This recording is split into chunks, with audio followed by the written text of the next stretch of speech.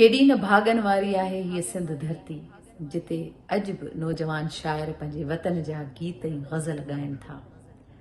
अॼु उन्हनि सिरजणहारनि मां जंहिं शाइर जी मूं चूंड कई आहे उहो सिंध जो सुहिणो शाइर आहे जहांगीर डायरी। संदसि हिकु ग़ज़ल अव्हां जे नाम कयां थी, मूंखे पक आहे तव्हांखे पसंदि ईंदो।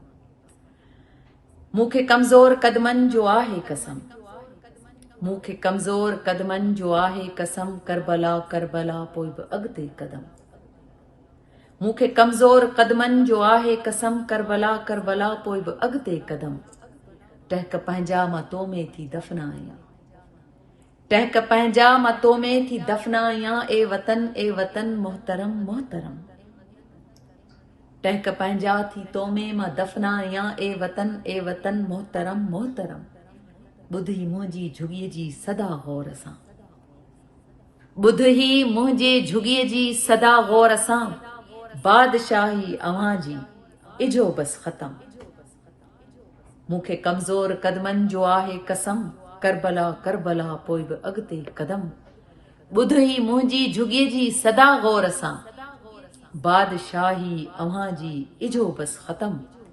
ए सनम दिलबरम दिलबरम, ए सनम दिलबरम दिलबरम। कर सितम बेरहम बेरहम। ॾिसी चिणगू ई चिणगू समूरो वतन, ॾिस ही चिणगू समूरो वतन। काक तुंहिंजी इजो बस भसम, काक तुंहिंजी इजो बस भसम। मूंखे कमज़ोर कदमनि जो आहे कसम, मूंखे कमज़ोर कदमनि जो आहे कसम। करबला करबला पोइ बि अॻिते कदम, करबला करबला पोइ बि अॻिते कदम। जहांगीर डायरी हीअ तख़लीक़ भेटा तौर पेश कई आहे सिंध जे बहादुर न्याणियुनि ससुई लोहार ऐं सोरठ लोहार खे।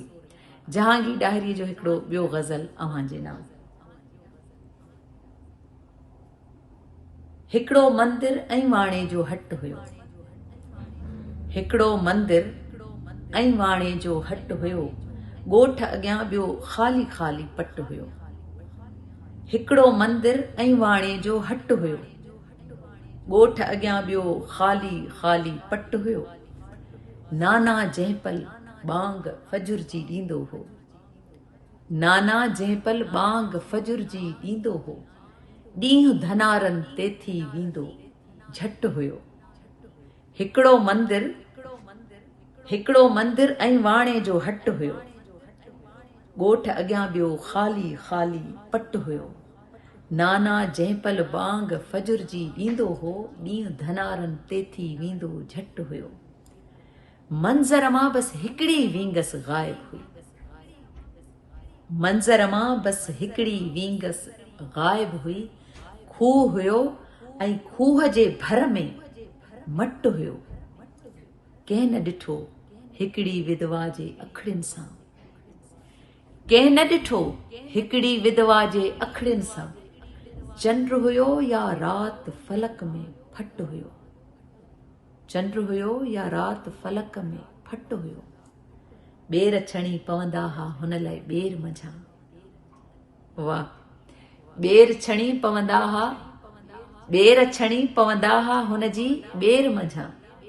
वाह छंडे वींदो पेरनि तां लट हुयो, जीवन हरणीअ जी हिजरत हो सहरा मां, जीवन हरणीअ जी हिजरत हो सहरा मां। वारीअ ते कंहिं वाचूड़े जो वट हुयो, हिकिड़ो मंदिर ऐं वाणे जो हट हुयो, ॻोठ अॻियां ॿियो ख़ाली ख़ाली पट हुयो।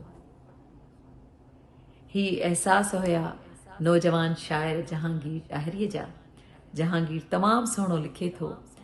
हाणे वरी कंहिं ॿिए शाइर जी शाइरी खणी अव्हां जे आॾो हाज़िर थींदसि। मूंखे पक आहे त ही ग़ज़ल अव्हां खे वणिया हूंदा।